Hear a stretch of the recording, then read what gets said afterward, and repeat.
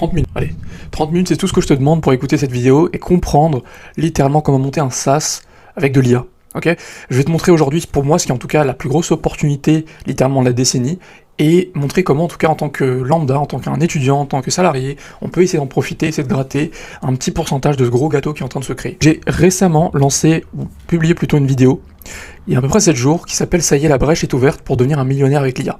Elle a plutôt bien fonctionné par rapport à ma petite taille de chaîne, et je vais vous expliquer pourquoi. Parce que cette vidéo, elle montre aujourd'hui tout l'aspect, en tout cas je l'ai mis d'une façon brute, vraiment sans pression, de quelque chose d'un peu plus complexe, qui est aujourd'hui l'avènement du SaaS IA.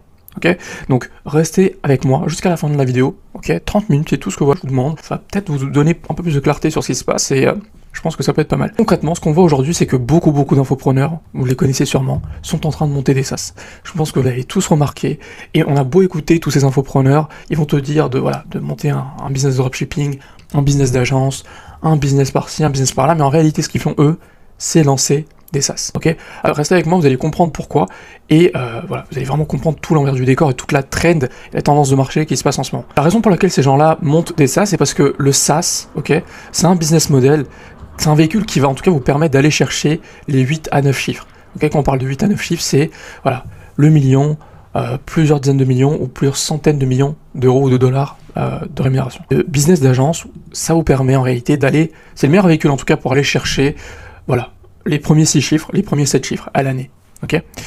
Ça veut pas dire que c'est un mauvais modèle, au contraire, c'est un bon modèle pour cette situation spécifique. Pour la plupart des débutants, c'est ce qui nous intéresse. C'est pour ça que moi, toute ma chaîne, je l'ai documentée par rapport à ça. Donc j'ai une chaîne que j'ai commencé il y a à peu près 2 ans et demi, j'ai monté mon agence dans le marketing, dans l'immobilier, et ensuite j'ai transitionné vers la vente d'infrastructures IA ou de services à l'IA pour des entreprises. Donc je vais en reparler. Donc comment ça s'explique maintenant, okay. Comment ça se fait que le business d'agence, c'est un bon business pour démarrer, mais qu'ensuite c'est le SaaS. Pour la simple et bonne raison qu'en fait, il y a un multiple qu'il faut prendre en compte. On prend en fait simplement ce qu'on appelle l'EBITDA. L'EBITDA, alors il y a des termes un peu techniques, restez avec moi, je vais vraiment vous expliquer et vulgariser ça. L'EBITDA, grosso modo, c'est le profit annuel d'une boîte. Ok, ce profit annuel, en fait, ce qui se passe dans les SaaS, c'est qu'il y a des gens qui sont prêts à qui sont prêts à racheter des SaaS par rapport à l'EBITDA que vous avez et par rapport à la niche dans laquelle vous êtes. Je prends un exemple. On va prendre Yomi Denzel. Vous connaissez sûrement, numéro 1 francophone, infopreneur numéro 1 en tout cas sur le marché francophone. Il a un SaaS qui s'appelle Minea, qui sert à trouver des produits gagnants pour les boutiques e-commerce. Ok, on pourrait considérer que ça c'est de la tech.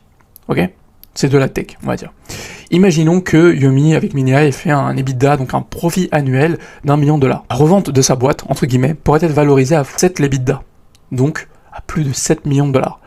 Et je peux vous assurer que Minea fait bien plus qu'$1 million. Donc ça vous donne à peu près l'envers du décor de comment est calculé, en tout cas la valorisation d'un SaaS, ok.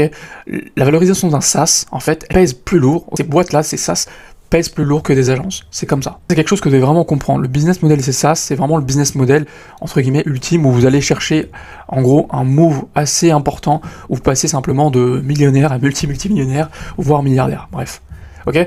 Donc, les tendances du marché actuel, qu'est-ce qui se passe aujourd'hui? Il se passe quelque chose d'assez impressionnant. Aujourd'hui, on est littéralement dans une ruée vers l'or. La ruée vers l'or de l'IA. Et plus précisément, si on observe ce qu'on appelle les incubateurs, donc pour ceux qui ne savent pas, un incubateur, c'est justement des boîtes qui vont investir dans des startups, ok, en échange de prise de participation. C'est-à-dire qu'ils vont prendre des parts dans les boîtes en échange de mettre du capital dedans. Et derrière, ce qu'ils vont faire, c'est qu'ils vont améliorer leur activité, leur processus, elles vont leur donner des conseils, elles vont les coacher, entre guillemets, et ensuite, elles vont essayer de leur faire un exit, c'est-à-dire de faire revendre cette boîte, ok. Et ça, c'est un peu le but des incubateurs. L'incubateur le plus prestigieux de la planète aujourd'hui, c'est Y Combinator. Cet incubateur-là, ils sont connus pour littéralement avoir monté des licornes. Ok, donc des entreprises qui sont valorisées à plus d'1 milliard. Elles sont toutes passées par Y. Et aujourd'hui, si vous analysez leur chaîne YouTube, on voit qu'il y a quand même une trame qui est en train de se passer, qui parle beaucoup d'une certaine chose. Et je pense pas qu'ils parlent de SMMA, je pense pas qu'ils parlent de no code, je pense pas qu'ils parlent de toutes ces choses-là. Ils parlent évidemment d'IA. Et quand on pousse un peu plus loin, quand on regarde de plus près, littéralement les dernières startups qu'ils ont financées, on se rend compte que c'est quasiment toutes des startups IA, et plus précisément, des startups qui vendent de l'IA dans une verticale très précise. Vous voyez ici, Vertical Applications. Donc là, vous allez me dire, ok, c'est bien beau tout ça, mais qu'est-ce que ça veut dire? Alors c'est très simple, pour les non-anglophones aujourd'hui. Aujourd'hui, littéralement, la trend du moment, c'est les agents IA. Ok, les agents IA sont littéralement en train de devenir la trend du moment pour 2025. On a eu les GPT, on a eu ChatGPT, voilà, Claude, entreprise éclair, etc. On a eu les chatbots, on a eu les assistants IA, et là, on a ce qu'on appelle les copilotes. Les copilotes, c'est la première version de ce qu'on appelle les super agents, les agents IA. Donc c'est une personne, un copilote, comme dans un avion, qui va vous aider à piloter votre activité. Vous avez ensuite la prochaine step qui serait éventuellement du coup le pilote automatique ou le super agent, ce qu'on appelle. Voilà, ça c'est encore à venir. Mais pour l'instant, toutes ces startups là de YC sont littéralement des copilotes dans plusieurs niches. Plusieurs verticales très précises. Vous allez avoir des copilotes pour les agences marketing. Donc, par exemple, Minea, ce que Yomi fait, c'est plus ou moins un copilote pour, des agences marketing, ou des agences de dropshipping, ou des boutiques e-commerce. Vous allez avoir ensuite des copilotes pour les cabinets de recrutement, des copilotes pour les cabinets de comptables, des copilotes pour l'e-commerce. Donc voilà, là on a Minea, vous avez des copilotes pour les freelances, etc., etc. En fait, la meilleure application de l'IA aujourd'hui, c'est dans une verticale, c'est-à-dire dans une niche bien précise et bien rodée, avec un cas d'usage très précis. Ça, c'est 2025.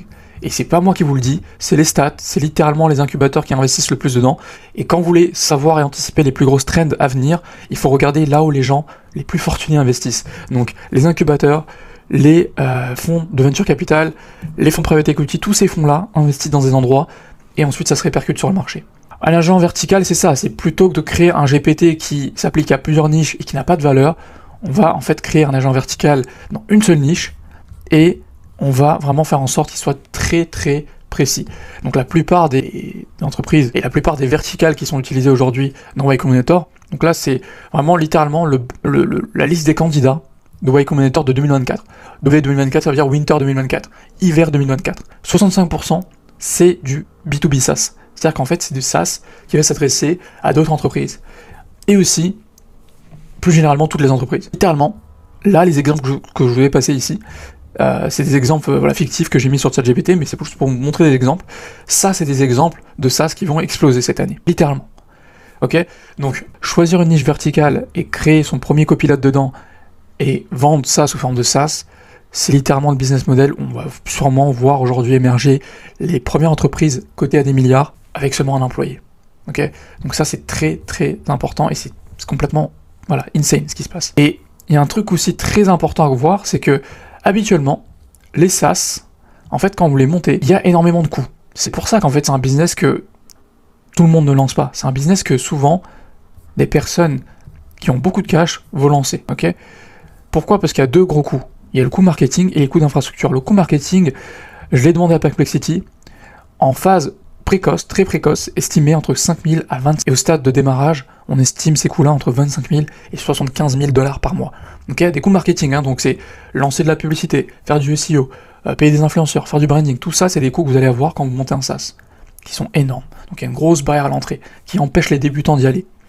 Mais une fois que vous avez traversé ça, il y a un deuxième coût, une deuxième montagne à franchir, et c'est les coûts d'infrastructure. Tout ce qui est serveur, développeur, support, bref. Ces coûts-là, en fait, évidemment, tout le monde ne peut pas les amortir. C'est pour ça qu'on fait ce qu'on appelle des levées de fonds. On demande à des investisseurs de mettre de l'argent, et souvent, on demande entre 1 et 4 millions de dollars, en moyenne. Ça, vous voyez, c'est le montant médian des levées de fonds. Donc tout ça pour vous dire que c'est bien beau, tout ça, il se passe beaucoup de choses, ça veut pas dire que tout le monde peut se lancer dans le SaaS. Il y a des coûts énormes, et vous avez plusieurs façons d'y arriver. Évidemment, vous avez encore plein de choses qui sont en train de se passer. Vous avez aujourd'hui des outils comme Lovable, Bolt, Replit, qui vous permettent de créer des SaaS à moindre coût, en tout cas créer des maquettes front-end, c'est-à-dire juste la page de capture et un petit peu la page de démo, très facilement. Donc vous pouvez littéralement tester ça, aller sur Bolt, aller sur Lovable, aller sur Replit, et vous pouvez avoir un développeur, entre guillemets, à moindre coût. Donc ça réduit drastiquement ces coûts d'infrastructure, mais le coût marketing reste toujours là. Et c'est ça qui est un peu compliqué. Donc, restez avec moi, vous allez comprendre où est-ce que je veux en venir. Et là, si vous dites, ok, tout ça c'est trop complexe, ça s'applique pas pour moi, je suis un débutant, je suis juste un étudiant, restez avec moi, vous allez comprendre pourquoi, en fait, vous pouvez profiter de tout ça. C'est important de garder la vision long terme et savoir ce que vous allez faire aujourd'hui pour arriver à atteindre cet objectif-là. Les trois voies possibles, une fois que vous avez pris conscience de ce qui se passe sur le marché, c'est soit monter un SaaS en laissant lever des fonds. Et moi, j'étais dans une école de commerce, j'ai fait 3 mois dans cette école, et je l'ai quitté, et dans ces écoles-là, on nous apprend une chose, en tout cas, c'est justement à lever des fonds. C'est de faire des business plans, d'aller voir les banques, des investisseurs, et essayer de demander de l'argent, essayer de supplier les gens pour qu'on nous donne l'argent pour sa boîte. Et ça, c'est lever des fonds. C'est pas mon point fort, c'est pas ce que j'aime, moi, parce que je trouve qu'on peut se faire diluer assez facilement, c'est très compliqué, et voilà. Il y a une certaine autonomie qu'on a envie de garder quand on monte un projet aussi grand. Et ça, voilà, c'est pas très intéressant. Il y a la deuxième voie qui est de faire ce qu'on appelle du bootstrap, c'est-à-dire que vous faites tout ça sans coût. C'est-à-dire que vous allez tout créer par vous-même, vous allez vous trouver des potes qui sont des développeurs, vous allez créer un site vitrine sur Wix ou je ne sais pas quoi, vous vous débrouillez vraiment avec les outils que vous avez. Ça, pareil, c'est risqué, il faut avoir des compétences, et c'est pas tout le monde qui les a. La troisième voie qui me paraît la plus réaliste, encore une fois, du point de vue d'un étudiant, du point de vue d'un salarié en reconversion, toutes ces personnes qui savent qu'ils peuvent faire plus, mais qui sont limitées par leur situation, la meilleure façon pour eux, c'est de créer un business à cash flow. Créer un business à cash flow qui va financer tout ce projet et qui va vous rendre indépendant. Et ça, pour moi, c'est la meilleure voie possible. Et ça, aujourd'hui, ça va vous offrir un effet de levier énorme. Archimède a dit littéralement que, voilà, si on lui donnait un levier assez grand, il pourrait soulever le monde. Et c'est vrai, la puissance de l'effet de levier est énorme. Aujourd'hui, si vous souhaitez essayer de lever cette boule-là qui est assez lourde, imagine que c'est une boule en pierre, vous avez ce levier, vous avez ce support, et là vous voyez que voilà, le levier est pas très haut. Et ça, c'est un peu la situation des SaaS bootstrap. C'est-à-dire que quand voilà, vous essayez de tout créer par vous-même, ou monter un SaaS par vous-même, vous allez rencontrer énormément d'obstacles. Donc c'est très compliqué. À l'instar, si vous commencez à créer un business à cash flow, dans une niche bien précise, dans la verticale que vous aurez choisie, vous allez accumuler du cash, vous allez accumuler de la connaissance sur cette niche-là, vous allez accumuler un carnet d'adresses de contacts et de clients qui sont déjà intéressés, et là, en fait, votre effet de levier est plus important. À votre avis, entre ces deux leviers-là, lequel est le plus facile à lever? Ok? Lequel est le plus facile? C'est évident, c'est celui-là. Ok? Celui-là, si je tire, voilà, la boule va monter plus facilement. C'est exactement la même chose. Les business à cash flow vont vous permettre de créer un SaaS plus facilement. C'est ça que je veux que vous compreniez. Ici, le meilleur modèle, pour moi en tout cas, la meilleure roadmap à appliquer aujourd'hui, cette année, à partir de maintenant, c'est de choisir une verticale, ok? En gros, une verticale, c'est quoi? C'est une niche. Moi, j'ai choisi les agences immobilières, quand j'ai commencé il y a 2 ans. Ça peut être voilà, les boîtes de rénovation, ça peut être les installateurs solaires, ça peut être les cabinets de comptables, les cabinets d'avocats, etc., etc. Peu importe, vous choisissez une verticale où l'implémentation de l'IA peut être vraiment très intéressante. Vous montez une agence IA, vous vendez d'abord des services d'IA. Vous leur vendez des automatisations, des choses comme ça. Okay, vous vendez en gros des services pour récupérer du cash, récupérer de la data. Quand je dis data, c'est de l'information sur cette niche-là, comprendre vraiment comment elle fonctionne, les tenants et les aboutissants du métier, et vraiment comprendre comment ça fonctionne. Et en même temps, vous documentez ça sur YouTube, sur LinkedIn, et vous constituez une audience dans cette niche-là. Et quand vous allez accumuler ça, vous allez avoir de l'audience, de la data, et vous allez monter une agence qui va vous générer entre 100 et 300 000. Dans ce stade-là, c'est vraiment quelque chose de potable. C'est une agence qui peut tenir facilement. Vous êtes 3 à 5 personnes dans l'équipe. C'est très faisable. Une fois que vous avez ça, ce que je veux que vous fassiez, c'est lancer votre premier prototype SaaS. C'est de réinvestir une grande partie en tout cas, dans ces outils no-code. Okay, c'est littéralement vous entourer d'une équipe de génie et d'utiliser ces outils-là pour monter un SaaS. Et ce modèle-là, je pense, en tout cas sincèrement, et c'est ce que je suis en train de faire, je dis, alors là encore une fois, j'ai fait cette partie-là, je suis en train de faire cette partie-là en temps partiel, entre guillemets, donc je suis pas là à vous dire de faire ça a priori, enfin, à tout prix, mais c'est le modèle vers lequel moi je me dirige, et c'est le modèle vers lequel aussi certains de nos partenaires se dirigent, donc voilà, moi je peux simplement vous montrer ce qu'on fait, à vous de prendre le train ou non. Donc à ce moment-là, je vous conseille de lancer un prototype SaaS, et de commencer à commercialiser ça. Ok, c'est ce que tout le monde fait, c'est ce que Yomi fait, c'est ce que Iman Gadzi font, enfin c'est ce que tous ces mecs-là, ici, je vais vous montrer, c'est ce que tous ces gars-là font. Ok, simplement, ils l'ont fait à un stade où ils avaient énormément de cash. Aujourd'hui, vous pouvez le faire avec moins de cash que ces personnes-là. Grâce à ces outils, vous pouvez le faire plus facilement. Ok, c'est ça que je veux que vous compreniez. Il y a des effets de levier énormes aujourd'hui. Donc ça, c'est littéralement la voie cette année pour devenir millionnaire avec l'IA. Et c'est ce que j'ai raconté dans ma dernière vidéo, et ce que là je vous raconte, mais de façon plus schématique. Ok, là c'est très bien. Donc pour monter un SaaS IA, il faut que je monte d'abord une agence IA. Vous allez me dire, ok, ça c'est très bien, mais qu'est-ce que je vends comme service? Eh bien, ce que la plupart des gens font, c'est vendre ce qu'on appelle des automatisations. Donc ils vont aller voir des entreprises, et il y a ce mouvement-là qui a été créé cette année un peu, des agences AIAA, ou des agences AAA. C'est-à-dire que c'est une agence qui va aller voir des entreprises, des TPE, des PME, ok, et qui va leur dire, écoutez, moi je vais vous automatiser certaines parties de votre processus métier, et voilà, vous allez me payer pour ça. Et le problème avec ce modèle, ça a l'air bien beau sur le papier, mais le problème c'est que ces automatisations, en fait, elles sont pas très chères. En fait. On peut littéralement avoir accès à ces automatisations sur ComeUp, sur Fiverr, pour 50, 20, 30, 40, 100 euros. Et en fait, ça devient ce qu'on appelle une commodité. Et quand quelque chose devient commodité, c'est-à-dire qu'il n'y a pas beaucoup d'argent à se faire dedans. C'est que tout le monde est déjà passé par là. Donc ce que moi je vous recommande, quand vous montez votre agence IA, c'est pas de monter une agence de vente d'automatisation. C'est quelque chose de un peu différent que je vous conseille, c'est ce qu'on appelle une agence d'infrastructure IA. Donc pour ça, je vous conseille juste après cette vidéo d'aller regarder celle-là, où je vais vous expliquer littéralement le modèle, en tout cas, qui va me permettre, ou qui m'a permis en tout cas, de réaliser mes premiers 100 000 euros de chiffre d'affaires à 21 ans. Et comment vous pouvez reprendre la même chose pour créer un vrai business à cash flow, en vendant aussi de l'IA. On vend de l'IA, mais on vend de l'IA qui coûte cher, grosso modo. Parce que vendre ces automatisations-là, il n'y a pas d'avantage comparatif. Donc, ça c'est très important. Vous voyez, une des composantes, c'est les produits à étiquette. Parce que sinon, comment vous voulez créer un business à cash flow s'il n'y a pas de cash de prime abord, ok? Donc ça c'est très important. C'est vraiment cette stratégie que Tesla a utilisée. Tesla, voilà, Elon Musk a lancé Tesla, ils ont vendu des produits haut de gamme. Ils ont vendu la Tesla Roadster qui est à plus de 100 000 $. Et ensuite, ils ont, à mesure que voilà, le temps passe, ils ont commencé à vendre des produits un peu plus bas de gamme. Pas bas de gamme, mais plus standard et plus accessible. Pourquoi? Parce qu'ils anticipent les coûts d'infrastructure, parce que, rappelez-vous, quand il y a beaucoup de volume, il faut des grosses infrastructures pour encaisser ça. Et ça coûte cher, ce truc-là.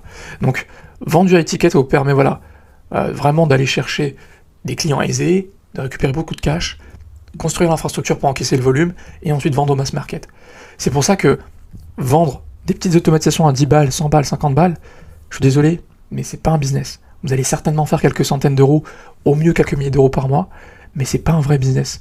Encore une fois, si aujourd'hui vous voulez juste faire quelques centaines d'euros et de l'argent de poche de côté, voilà, faites ça, mais c'est pas le but de cette vidéo, et cette vidéo s'adresse pas à vous. Si vous voulez monter un vrai business dans l'IA, et que vous avez la vision à long terme sur ce que vous voulez faire après, et que voilà, ce truc-là, vous comprenez que c'est le modèle SaaS, mais il faut monter une agence IA, choisir une verticale, et vendre un produit à étiquette. Et si, encore une fois, voilà, vous comprenez ça, allez regarder cette vidéo, et vous allez comprendre comment vendre un produit à étiquette dans le marché de l'IA. Voilà, c'était tout pour moi. J'espère que ça vous a donné un peu plus de clarté. N'hésitez pas à regarder cette vidéo également. C'est la vidéo un peu plus brute de cette vidéo-là, en fait, qui était une vidéo plus schématique. Mais voilà, regardez cette vidéo-là et surtout regardez cette vidéo-là sur comment simplement vendre des infrastructures IA qui sont à étiquette. C'est des infrastructures que moi, personnellement, j'ai vendues à plus de 3 000 € l'installation. Ok.